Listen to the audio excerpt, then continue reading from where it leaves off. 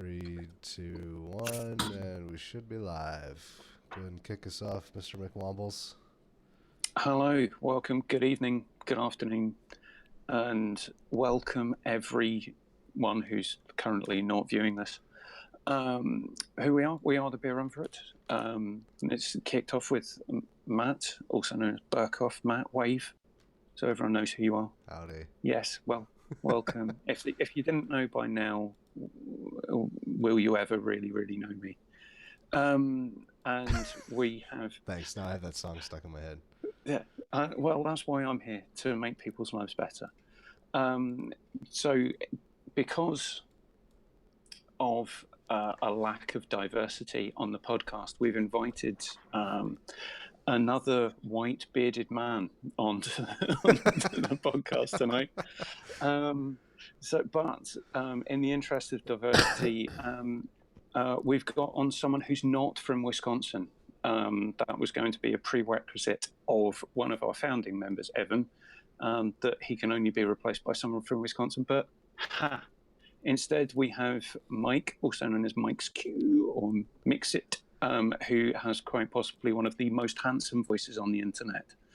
I'll let him talk about him in a bit.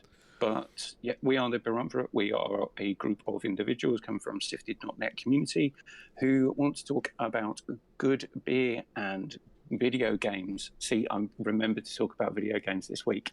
Well done, me. We're not here to promote drinking. Please drink responsibly. Any beers or breweries we do talk about do not take as an endorsement, as we are not being paid, and we might not like something, which I very nearly picked out something. And then I read the can and put it back, so I went back and got something that I probably would like. That's enough talking from me. Mike, welcome. Thank you, McWomble. I'm happy to be here. I'm no Brandon Jones, but I do enjoy doing voiceover and other such things. My Twitter handle is MyxeQ. And the only thing I have to shamelessly plug is I have a short form podcast that is currently one episode, and I'm working on the second. It's called Lost and Found, and you can get information about that on my Twitter at MyxeQ, and it's SoundCloud/MyxeQ. Nice. That was quite possibly the best thing that anyone has ever done on the show. We're up to we're up to episode XX, I think. Yeah, okay. I don't know what number it is. I lost track after Mitch threw me off. But one thing I do need to mention is when I said to my wife that I was doing the show again tonight, she said, "Are you recording with Mitch again?" And I said no, and she got a bit sad because so I had to tell her that Mitch is actually off at a Baywatch convention somewhere. So if Mitch isn't at a Baywatch convention wearing the red swimming shorts and with the red flotation device, I'm going to be personally disappointed, and my wife is going to be disappointed. So Mitch, fake it. Just take a photograph of you in some red swimming shorts with a flotation thing, with some fake sand behind you, please. Now, I'm guessing this is a carryover from last week's. Yes, but I'm wondering just a little bit. But I'm wondering, is this in result of the Dwayne "The Rock" Johnson Baywatch movie, or does TV just kind of flow over from the United States at about a 20-year gap, so that like now you guys are getting Baywatch, so you guys are all up ons? No. Okay. No, it was 20 years ago that we had it, but okay. Right. we do remember that long ago. It's like Hanson fans; they're still around. Yeah, Hanson, but ever. yeah, does anyone want them around? That would be the question. My wife does. What is? I'm terribly sorry for you. And that's obviously why she said bodacious earlier on, because she would prefer to live in the 90s.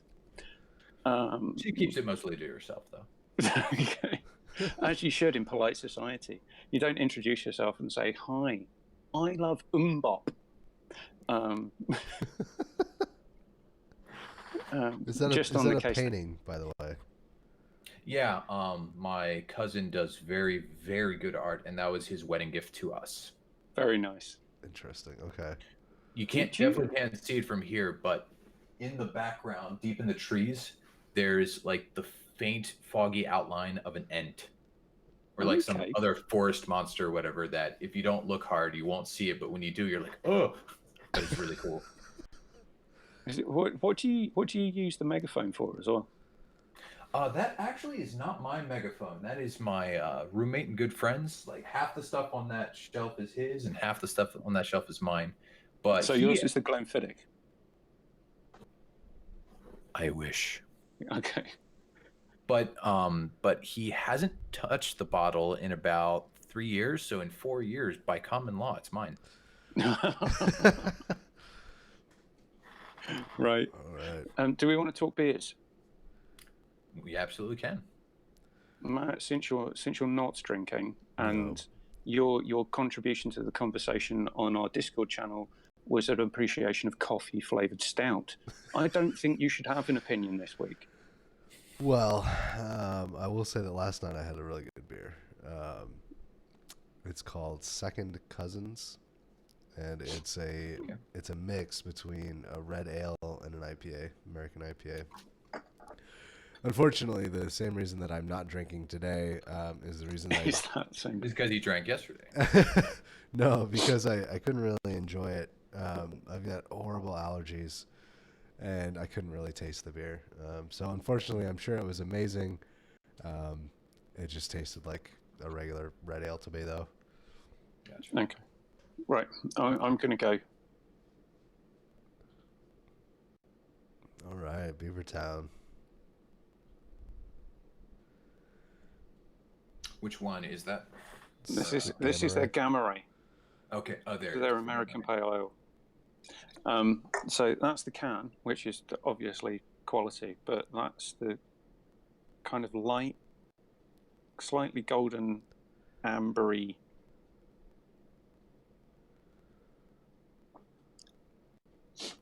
Not overly heady.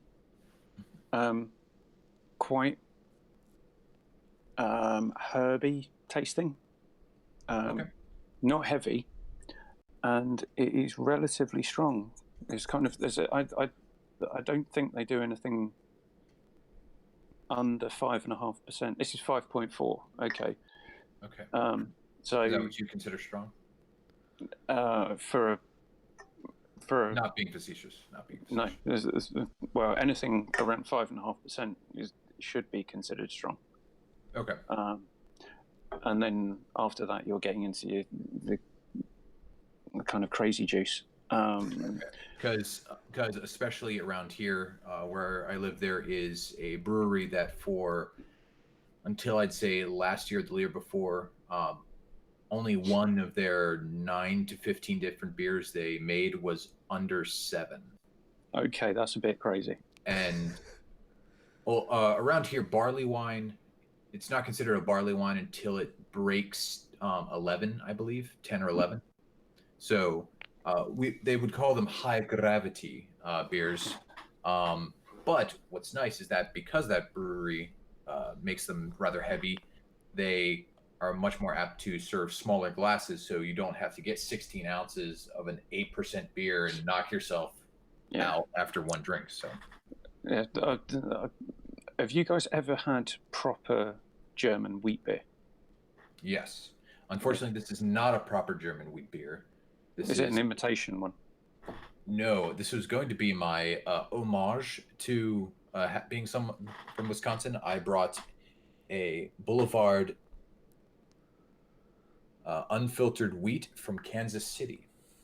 So it's kind of out towards Wisconsin, but not so that was going to be my homage to the Wisconsineers. Yeah. So I would definitely recommend this. Actually, this could be a bit dangerous because it really doesn't taste like it's that strong, and it's quite light. So you could quite easily sink a couple of pints of that and not really notice that you've done it. Mm-hmm. And at 5.4%, you could be on your way to Silly Town quite quickly. Yeah, this is a 4.4. Yeah. Much sunlight. I did bring a gambit because I didn't know how long we'd be here, and I didn't know if I should introduce them all and then just drink them as I may. Well, I guess it depends on how fast you drink. Nice. Oh, I do like Hobgoblin. Yeah. Hobgoblin is actually very good. I like But I don't think you guys can actually get this because I've never seen this before. No, I don't think so. I think we not can just that get the particular regular one. Yeah. Yeah, and as Matt and I have discussed in the past, Witchwood is one of my favourite breweries. So the Hobgoblin and the Golden Goblin are very good. They also do a good cider, Green Goblin. Nice. That's enough of me. Let's talk to our special guest, Lord Chesterfield. That is from a relatively local thing that Yingling Brewery. They've been. Who's talked about that before? I think it was Mitch. They're the U.S.'s oldest brewery, so it's kind of nice to have them local. And then, in honor of what did that start in about 1950? Let's see. No, they've been around since for 178 years. Nothing. So, yeah. No. I actually 1829. I'm from Europe, where the history comes from. I know. Yeah, there was a battle over there 500 years ago. My uncle lives there now. Right. One, introduce your beer, but secondly, introduce what you're wearing if you can. My Cryan Hawaiian. This is the latest in custom, tactical wear. You replace. You take a normal everyday Under Armour half zip shirt, and the spots where other normal nerds would put camouflage or other things like that. You pick out a lovely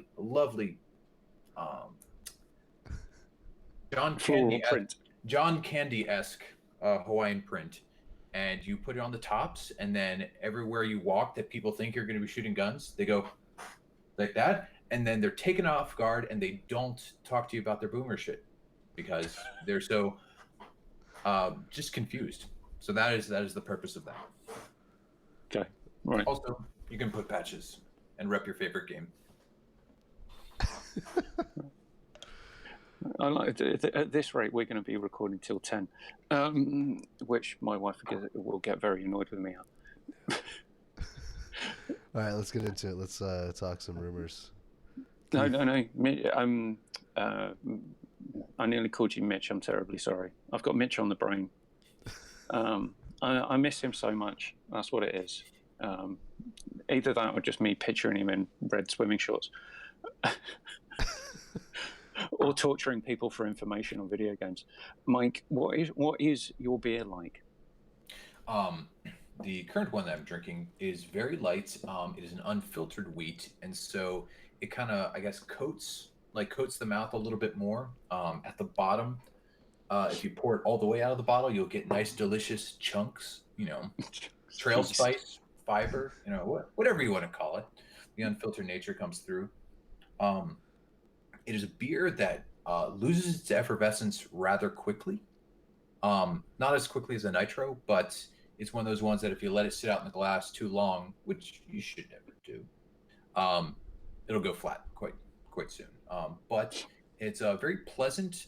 It's not quite sessionable. Like, I wouldn't want to drink more than a pint or so of this at a time. I'd like to switch it up. That's what this is. That's the sessionable. But yeah, just got some good floral notes to it, and just reminds me of being outside. Okay. And not quite as obnoxious as like a summer wheat or a shandy yet. So yeah, your guys' version of shandy must be very different to me, because when someone goes into a pub here and orders a pint of shandy, you get lemonade.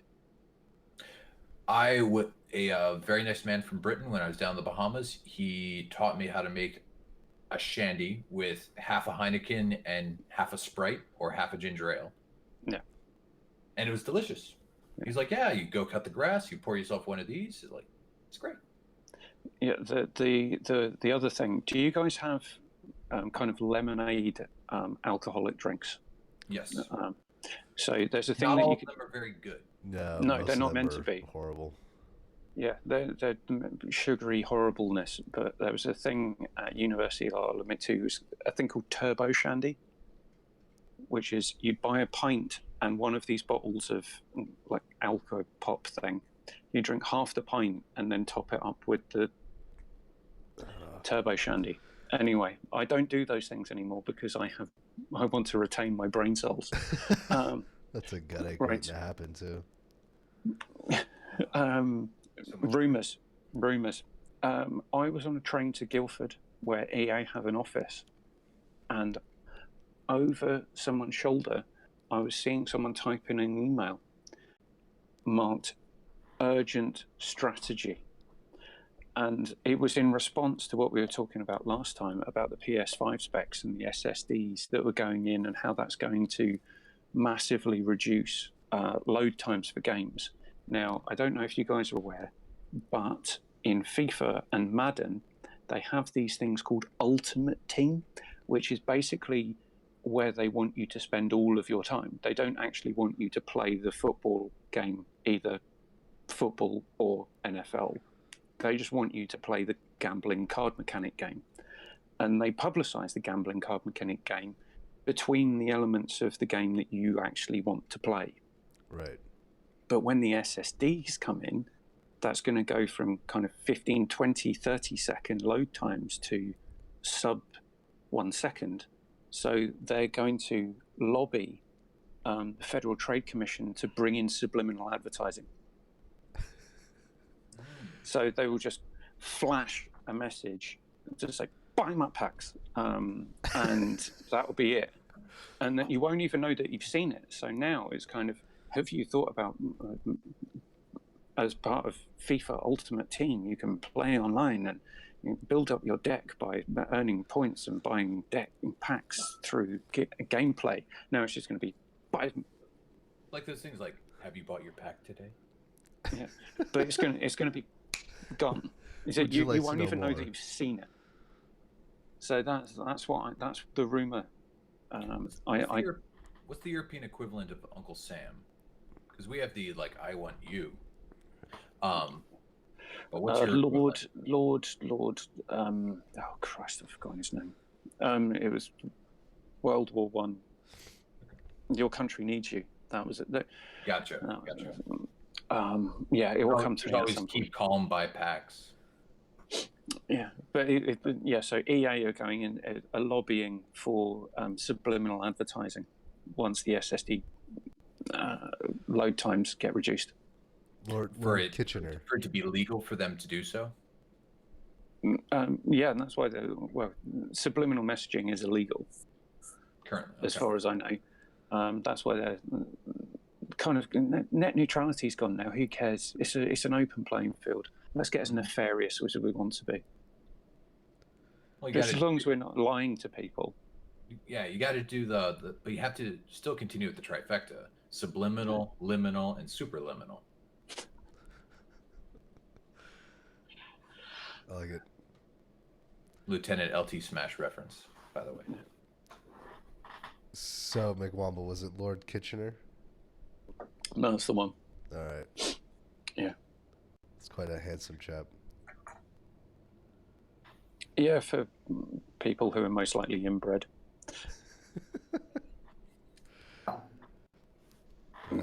Mike, did you have you had a rumor, didn't you? Well, it was a continuation of some rumors from, I always forget what it is, but it's like the Japanese equivalent of Bloomberg or whatever.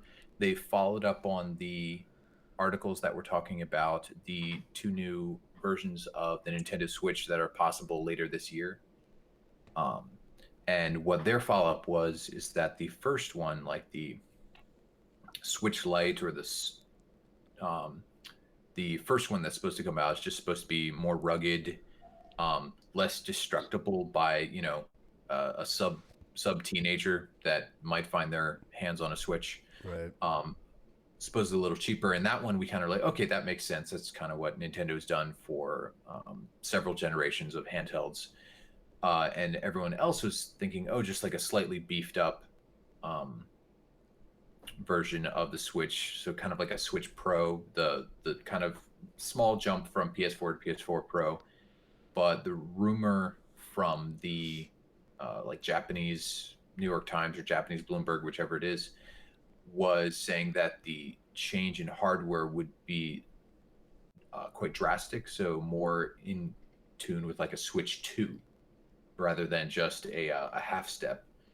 And so that was something that kind of sparked different discussions of people like, would Nintendo do that and eventually split their user base with having, occasionally some games that like, can only run on the Switch 2 or the Switch Pro, whatever they call it, balanced with people thinking that there's, I guess, behind doors pressure from these different third parties who are saying, hey, we like selling stuff on the Switch. We see that people want to buy stuff on the Switch, but your device is just so underpowered.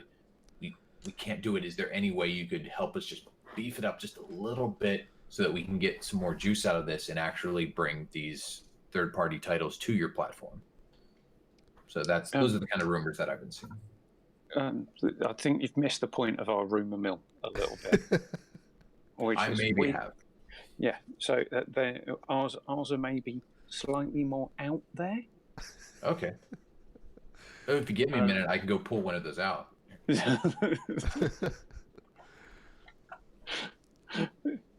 Okay. This one I found. This was dropped to me by a good friend. He works in the U.S. Department of the Interior. And he had dinner with Reggie Fils-Aimé 14 weeks ago to the day.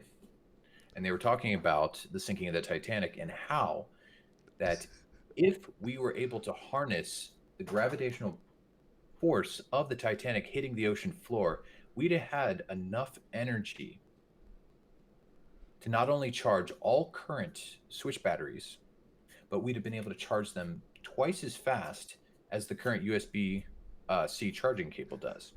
And this got this friend of mine and Reggie Fils-Aimé to thinking, why not buy General Motors? I mean, he's he's retiring from Nintendo.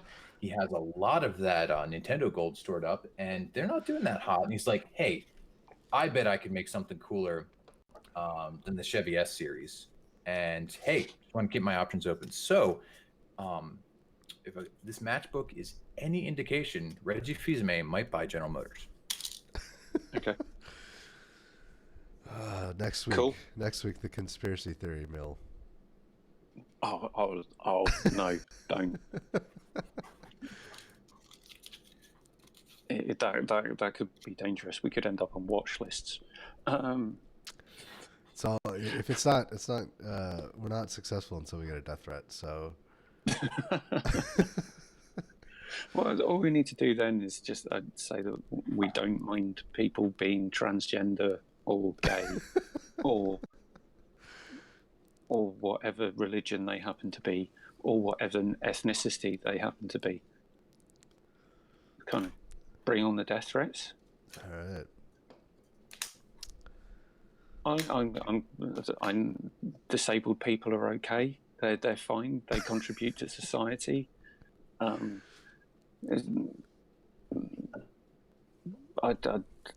just be a normal, nice human being. That's normally enough to get death threats on the internet, isn't it? I think it is. Yeah. Yeah. I brought a special brew just for McWomble. It is a blood orange IPA. Oh my god. From 21st Amendment. Fruit beers. I saw a tropical beer that I'm going to buy, and I'm going to drink it on here and just hate it, just for the sake of it.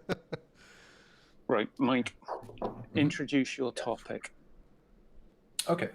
My topic actually was a question to you guys, and I have an answer of my own. But what was the impetus or the origin of your interest in video games? Like, I guess, what's your oldest memory that you can remember getting interested in video games?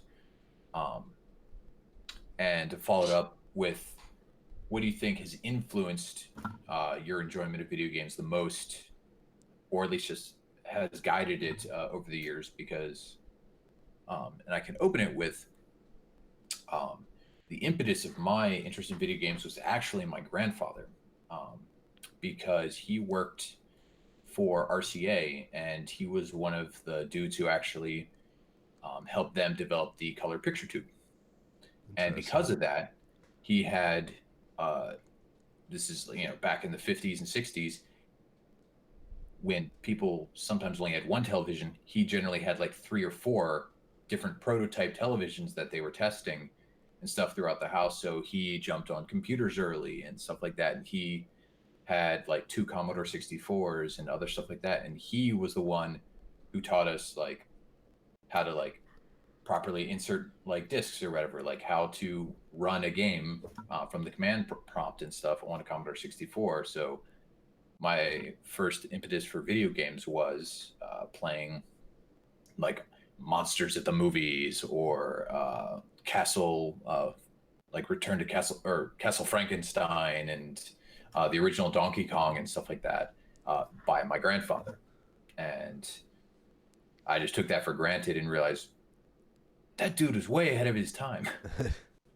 And so generally most grandfathers, at least of people my age, aren't the impetus for that. So it's kind of cool. I think mine's probably similar. My dad bought a Nintendo Entertainment System for Christmas one year, and I think his excuse was that it was for me, but he was really buying it for himself as well.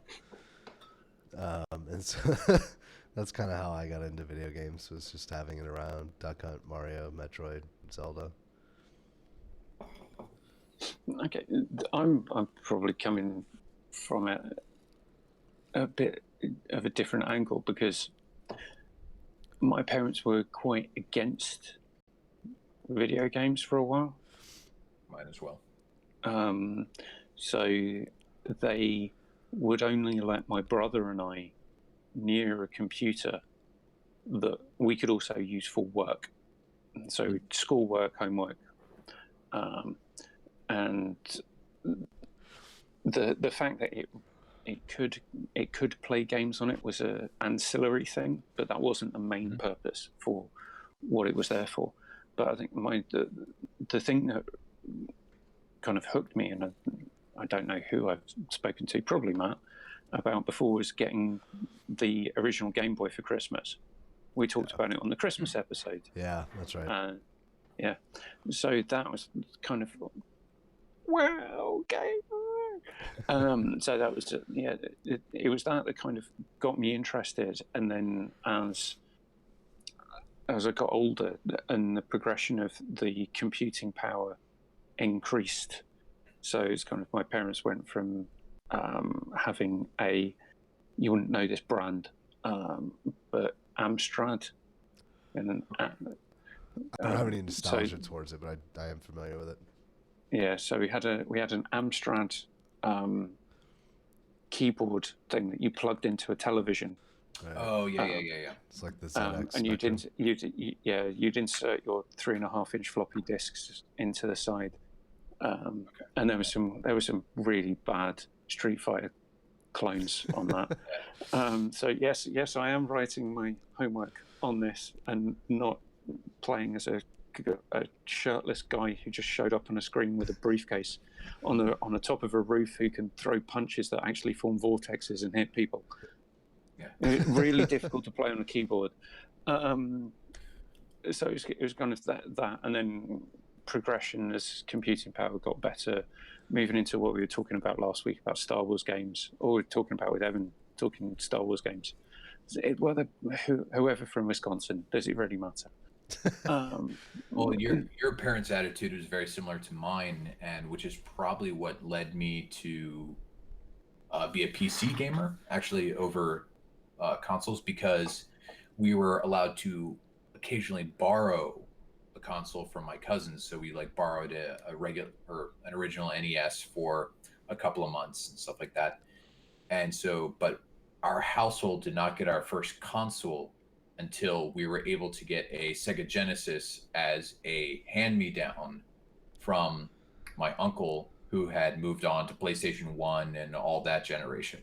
So not until like several years after the PlayStation 1 had come out did we get our first console of a Genesis. And even then, we still were only allowed half an hour each a day to play. And so generally what that meant is my brother and I would combine our time. So we'd either play like Street Fighter 2, or we'd play Sonic the Hedgehog 2, and I'd be Sonic and he'd be Tails. So I would beat the levels, and then I would hide and he would be the bosses. So, because Tails was invincible, like, so you didn't lose your rings and stuff like that. But then at the very end, I had to get good because you had no rings for the final boss. Yeah. So it's interestingly as well, it's kind of my parents would just know you are not getting a games console. You can have the Game Boy, because we were doing quite a lot of traveling at the time. So that's something we could take with us and shut us up in the back of the car. But when friends of mine, friends of my brothers, we'd go around there, I don't actually remember ever seeing a Nintendo Entertainment System, ever. The Super Nintendo, yeah. Sega Mega Drive, absolutely. But I'd never actually remember seeing at any of my friends' houses a Nintendo Entertainment System. Quick question. Is the Mega Drive a predecessor to the Genesis? Is it predecessor to the Genesis? It is the Genesis, yeah. Okay. It is the same thing. Look, it's like the Famicom. It's just a different nomenclature. Gotcha. So I kind of got the first console I actually owned was buying a second-hand N64 off a flatmate at university. That was the first console that I actually owned. And it's kind of interesting as well. From kind of Mike and I have kind of similar experiences. Rather than having a grandfather who invented or helped invent color television, mine just dug up mines on beaches in Sicily before the Operation Husky. And then became a janitor at a school. Rewarding. Thank you for your service. So I probably should be a PC gamer, but I'm not. That is kind of interesting. Because all of my youth was spent gaming on PC, and then all of my adult life has been spent playing games on consoles. Do you think maybe because the choice to buy the 64 was yours, that's why you're more of a console than PC gamer?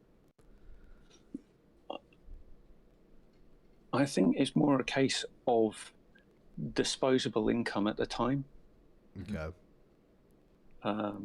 So as I have the disposable income now, if I wanted to go out and spend 15, 16, push probably 1,800 quid on a PC.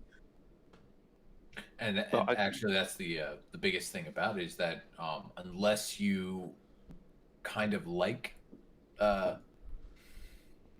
tinkering or make and kind of tweaking and stuff like that, which I inherently do, PC gaming can have is not as plug and play as console. And to me, I only played PC games because I'm like, well, I can sneak a video game onto this, the house computer, but I can't sneak a console underneath the TV without someone noticing that something's up. Why doesn't the TV work? Why doesn't the TV work? Did you get a Betamax? No. And it also was nice because I eventually got my own school computer back in my room because my dad's office was changing out stuff, and it was late enough into the game. It was like early 2000s, that an old office computer was good enough to run 1998's Half-Life. And so, like, even though it took a while to run, I couldn't run it at the best settings, I could still play through Half-Life and the kind of derivatives of there, and that was one of my favorite jams and stuff like that. So Yeah, for me it was StarCraft. Mhm. So yeah, I got the school computer. It was finally back in my room, and then yeah, I just spent hours and hours and hours playing StarCraft. So Yeah, so just trying to think. Obviously, there's all the LucasArts games that I used to play on PC. The And Dig, Full Throttle, all those ones. oh, I love Full Throttle. That's one of my favorite games of all time. I know people don't like it as much as other point-and-click adventures, but No.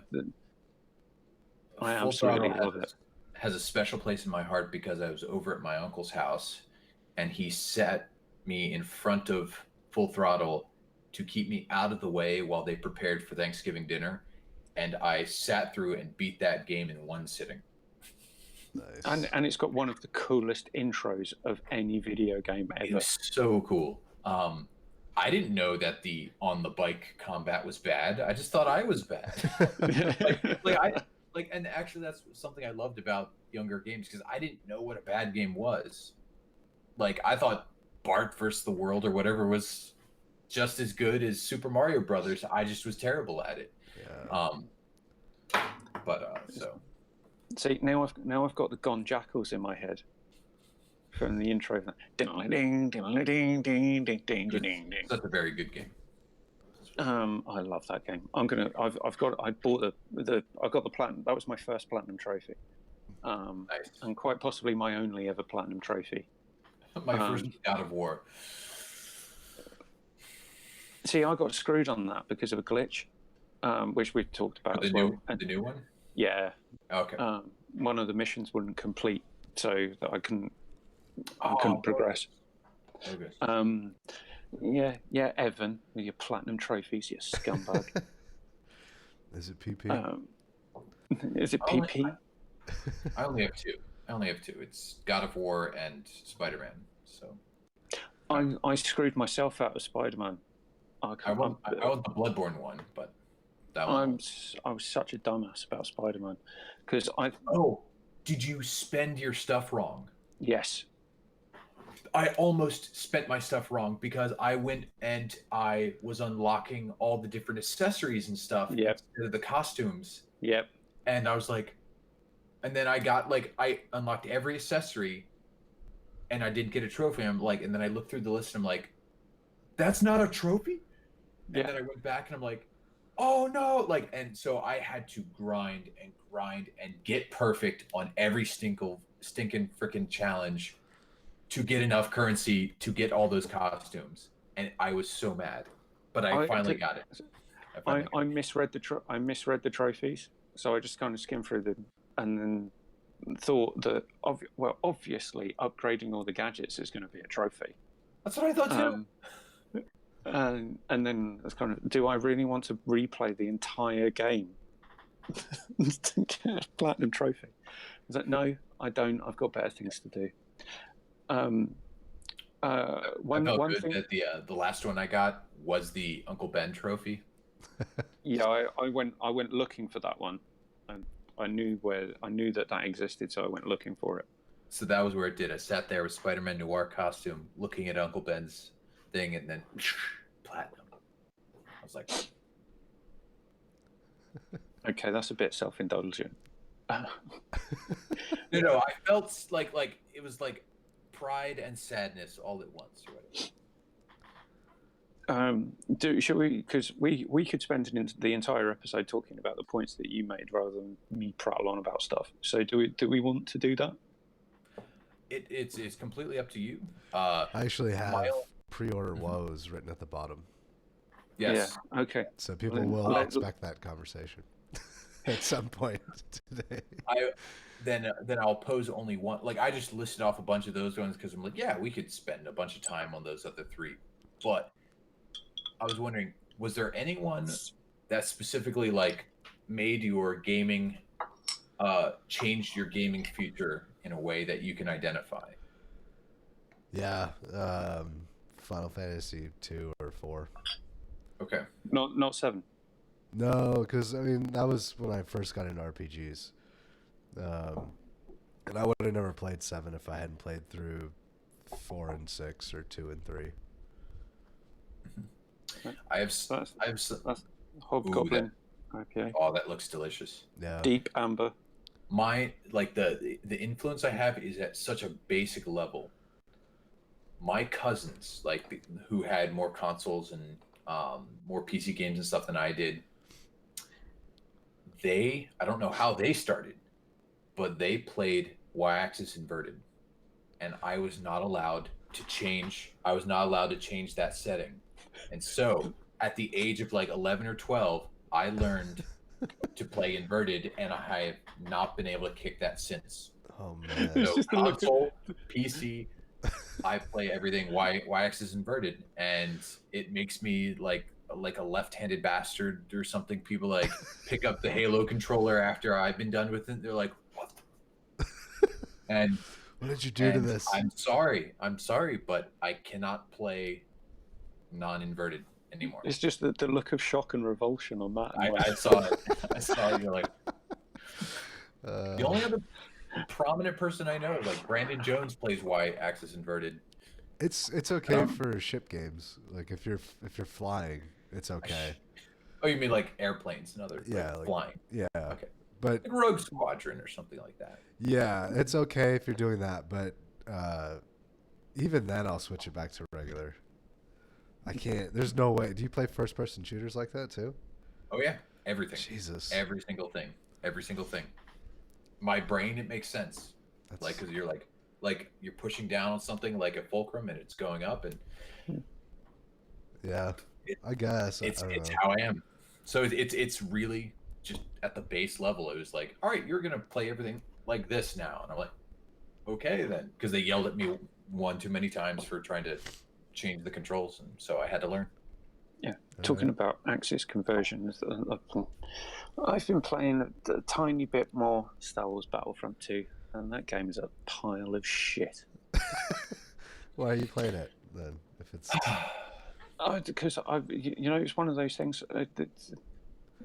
So you spent a lot of money on it, right? You bought it for like £5. Yeah, I spent $9.99 on it. Okay. Yeah, so what would that be? $13. Yeah. But I want to play through the story now. Now I'm in the story. I actually want to see what they're doing with it. But I know I can see the entire game is just a setup to teach you how to play the hero characters in the multiplayer. That's the entire game. Yeah. That's the entire campaign mode. Thank you very much. I played like 15 to 20 hours of the Battlefront 1 beta, and at the end of it, I was like, I'm good. Yeah. And so I didn't buy either of them. So also, I want to finish the game so that I can say to Evan, I finished a game. So the next time he's on, we're going to have the discussion about why Matt and I don't finish games. Right, pre-orders. Do we pre-order? I have been duped by the pre-orderiness. That's a word now. The pre-order fairy.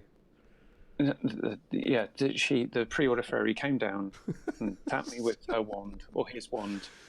Fairies are asexual, and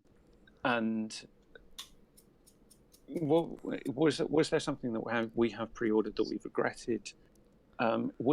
Is there a pre-order that we've bought that I actually thought was worth the money? And I have an odd one, and it's very All right. The other thing that on pre-orders is the question I posed right at the bottom of the notes was, what about Nintendo? Because I saw that the pre-orders are out there now for Marvel Ultimate Alliance 3 with no pre-order bonuses. Okay. Nothing. Nada. None whatsoever. I mean, it's just the game. I didn't notice, probably because I don't pre-order anymore. So I just tend to ignore that shit these Yeah, days. but I just thought it was interesting, the fact that was announced as a pre-order and there was nothing else. It was just the game. So why would? Because the whole point about pre-order culture is you get something, you get early access, you get additional content, you get in-game items. That is additional content, you numpty. So, Matt, why did you even raise that? I don't even know. Why would you raise that point? Because it's the same thing. It's just stupid. But with Nintendo, it's just like, no, you can buy this game that you can readily get anywhere else, but sooner. Not even sooner. That I just don't get at all. I don't know. I think it'd be cool if there were more like physical things that you got as a result of pre-ordering. So I think the last game that I pre-ordered was Dishonored for PS3, and only because it came with a tarot deck. Yeah. I'm seriously considering pre-ordering Rage 2 because it comes with an actual wing stick. Okay. Your throwing stick ideas boomeranged on us. But that's the thing. So I've been duped too many times, and so I've got to the point now. It's kind of pre-order. Nope. Unless there's got to be something there who's going to grab me by the throat and shake me. And I can't think of what that is. I'll tell you what my biggest dupe was for pre-ordering. Dark Souls 2. Okay. I ended up with the collector's edition for PS3 and the collector's edition for PC. And what was hilarious is a couple of years later, the collector's edition for Xbox 360 was down to like $15 at GameStop near me. And I'm like, so like those like the statues of like the guy with like the white fur and wool or whatever, and the axe and the helmet or whatever. Like I got those giant things. The Souls things were probably the most things that I've been duped pre-order wise. Most of the time, because like I want the steelbook. Like I want, like, and it's like I know I'm going to buy the game anyway. And if it's a game mostly for PC now, because I'm going to be getting it digitally, I generally don't pre-order anymore. But the last thing I did pre-order Metro Exodus, and that was because I found out that it was going Epic Store exclusive, but they were still going to honor the Steam pre-orders. And so on the last day, I pre-ordered it through Steam because I wanted to keep my trilogy on the same platform. Nice. Okay. So I was going to buy the game anyway. I didn't spend any more or any less, but it was like, I will go pre-order this now. And so yeah, because I like as much as people say like, hey, what's the difference of having like Epic versus Steam and stuff like that? I'm like, have you seen the size of my library? Have you seen the Humble Bundles pile up? Like, that's a nice library. Like, I want to put that in my will. Like, here is the password to my Steam account or whatever. like it's something that I want to pass on to someone. Like, here, it is yours now. Enjoy. I've got 5 words for you to show my stupidity. Okay. Watch Dogs, Mass Effect Andromeda. But wait, didn't you get the cool, like, was Watch Dogs the one that came with the cool drone? Or is it just the regular version? No, it was just the fucking regular pre-order version. And it was that kind of killed it for me. And yes, that violin should be much, much smaller.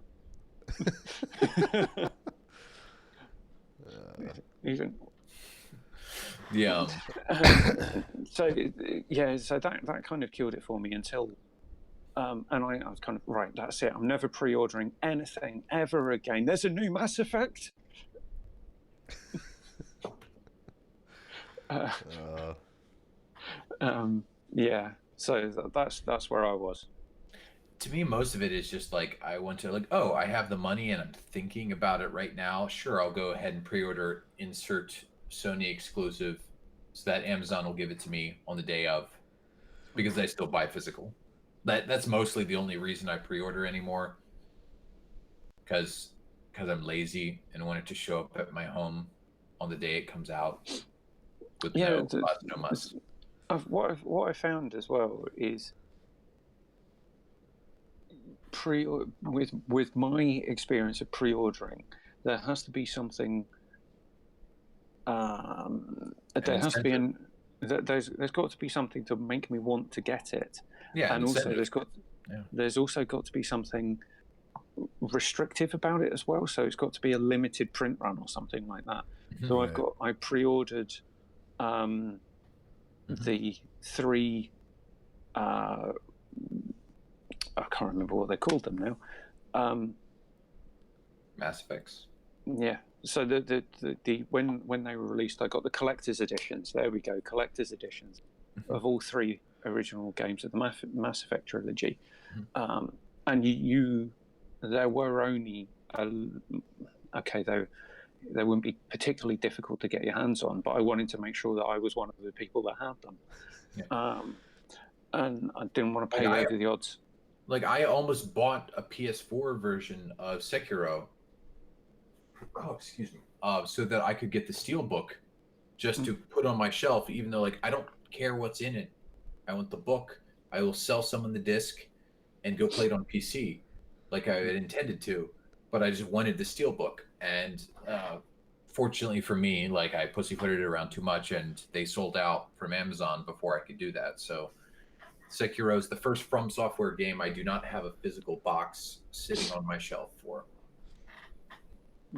Well, you can go and flagellate yourself about that later. By playing the game. Like, that's by playing the game. So yes, it's kind of, From Software games are a form of non-violent self-flagellation. Is that what we're saying? They're psychological flagellation. This is psychological self-flagellation. I don't know where you are in, like, where I am in the, like, the lineup of people, but I'm pointing at Berkough. Yeah. That's a Star Trek reference, Evan. Star Trek reference. Now we have to make a Yakuza one. All right, the universe is balanced again. Berkough drinks blood wine before occasionally massacring. Yeah. I like the Romulan ale too. We're on a roll. What else can we do? Is there a game for you guys coming up that you would actually consider pre-ordering? Cyberpunk. Maybe, yeah.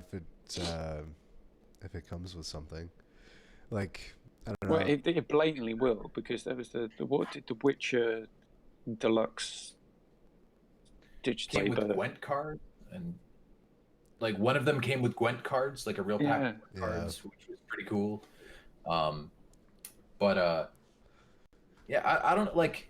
Yeah, Cyberpunk 2077 comes with an actual drug inhaler.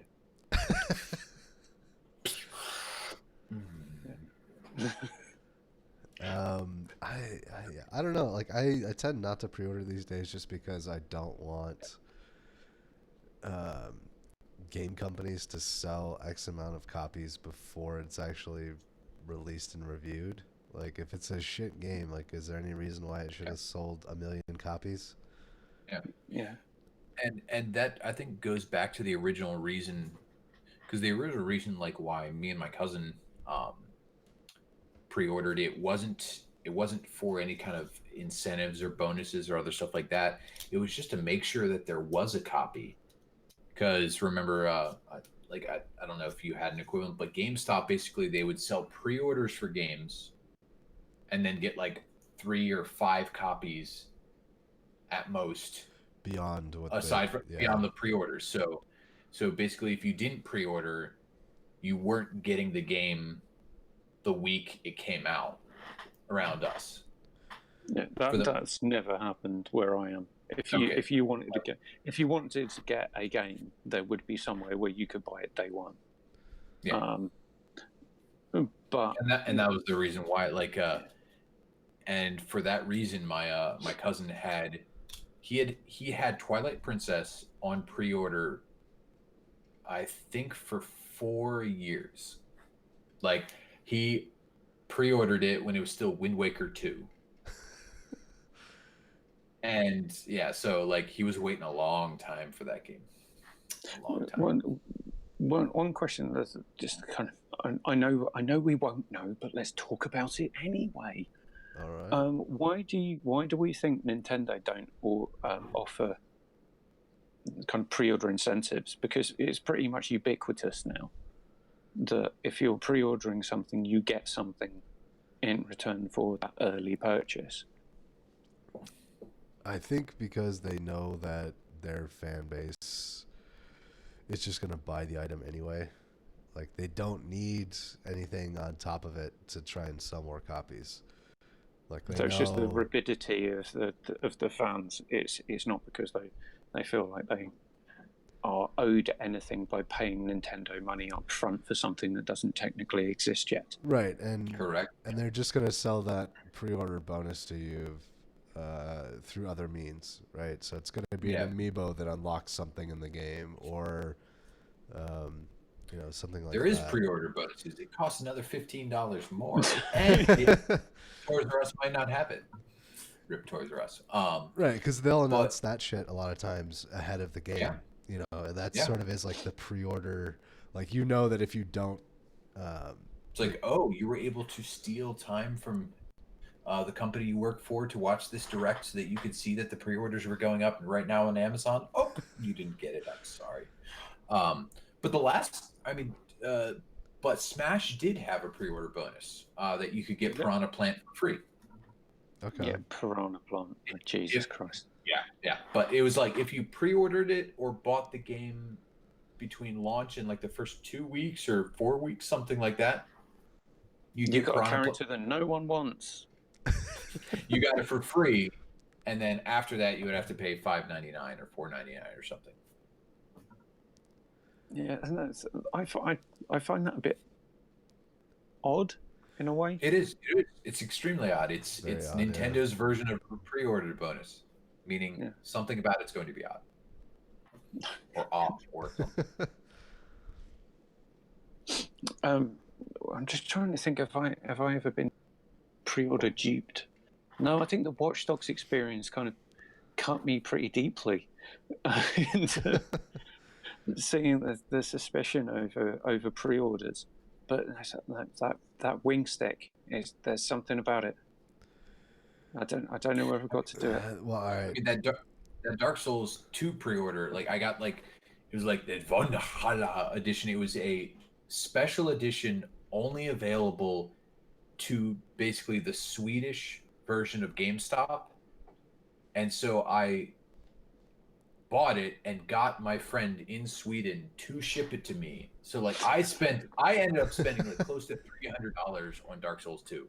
Like that, and it was like a bag and a ring and and like the bag was like a POS that I could have made, and the ring was like, it was like one of those like Omni Fit All rings. So like there's like a slice in it, so you could like squeeze it to fit the start. Like I was like, oh, it was the most terrible chintzy stuff I'd ever seen. And I loved it until it broke.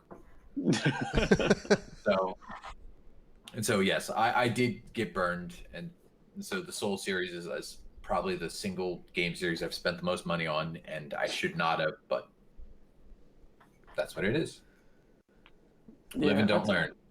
I feel a bit disappointed in myself around Mass Effect Andromeda, because I pre-ordered the digital deluxe edition, and because I didn't want to pay £130 for sterling, Mitch, £130 sterling.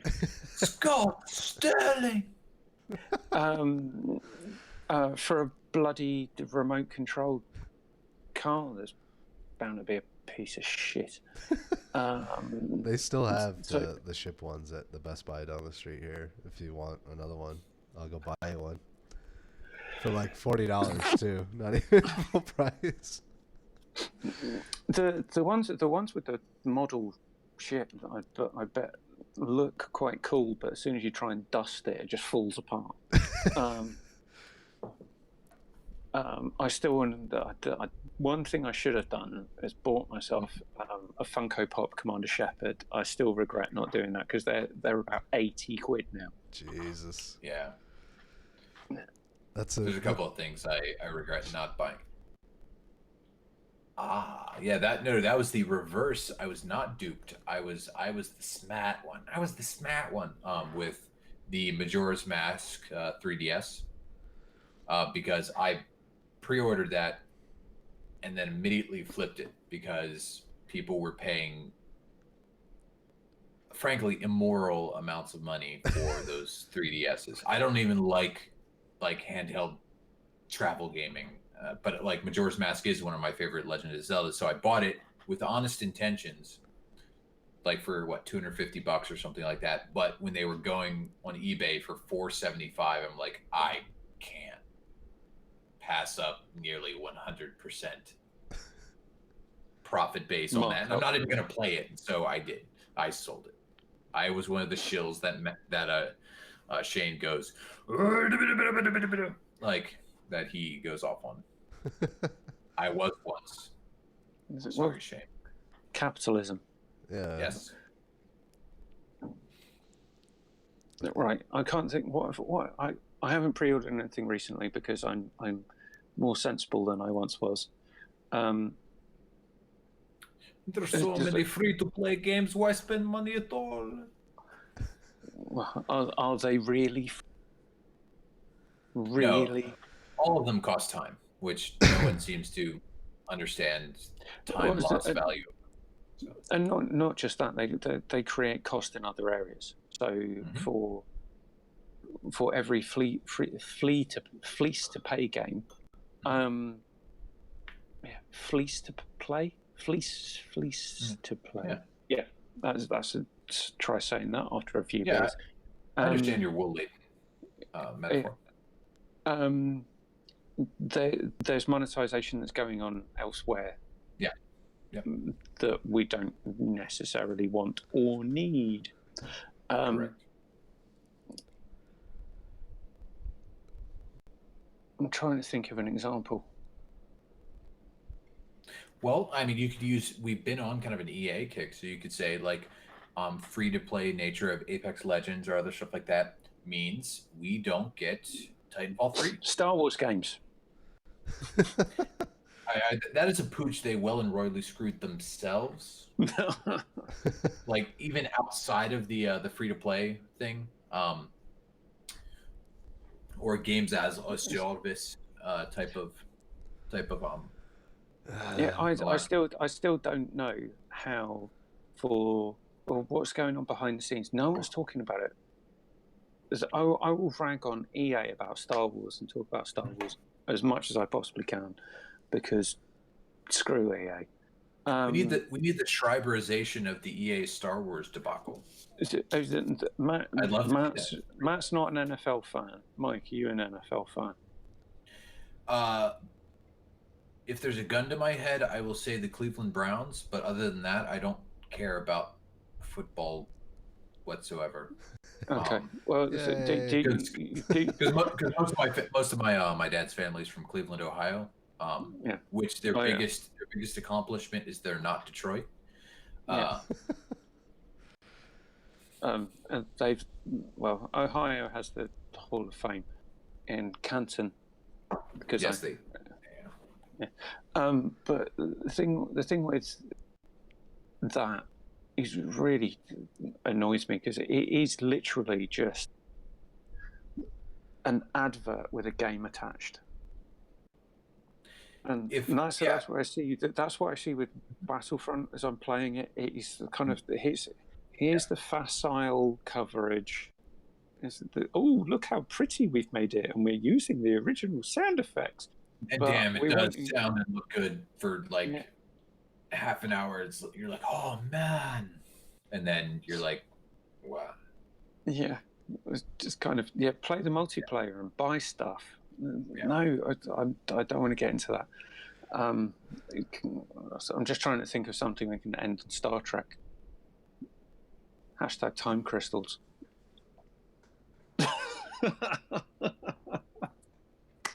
Yes. Not planned at all. Not planned at all. No. Evan obviously pre-orders anything that comes out of Yakuza Studios, whether he wants to or not, because there's a large tattooed Japanese man standing next to him telling him to pre-order stuff. That was in my top 3 to one of my cut questions. Does Evan have a large Japanese man in his room? Sure, we'll go with that. That's more entertaining. I have to look at it, see what the questions were. Which game/series has it been hard for you to get into? And the Yakuza series was one of them for me. All right. Well, let's end on that because I think we're over an hour. My answer to that is all of the Souls games. Tried, just can't do it. I think I've talked about this before. Like when I sit down to play one of those games, I have this visceral reaction where I just start sweating, and it's not a pretty sight. It's not a fun experience. If you're not having fun, why bother? Yeah, so that's my thing. I just cannot get into those games. We'll talk about that more maybe another time. But if we're going to wrap, I'd just like to say thank Mike for coming on. Be nice to everyone, because if you're not, what kind of human being are you? I agree. And live long and prosper. Bitter.